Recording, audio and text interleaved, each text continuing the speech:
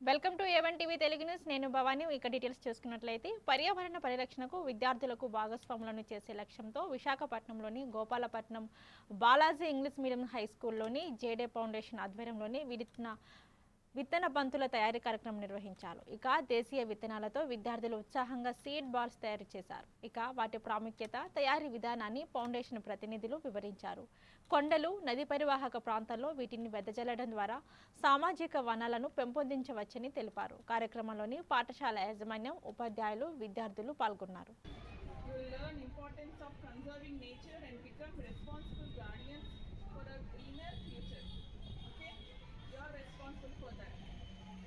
Foundation తరఫు నుంచి చాలా చోట్ల మొక్కలు వేయడం జరిగింది. కొన్ని సంవత్సరాల నుంచి గుళ్ళల్లోని, రోడ్ల పక్క, బస్ స్టాప్లలోని, ఆఫీసెస్లోని చాలా చోట్ల చేయడం జరిగింది.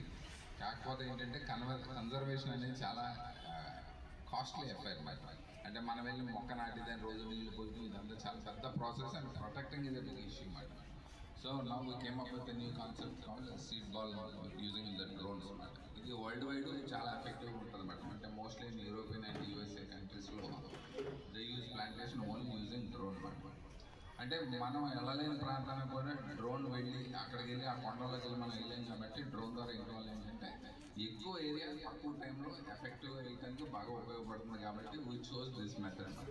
Okay, next uses of plantation, forestation ఇవన్నీ మీకు తెలిసే ఉంటాయి.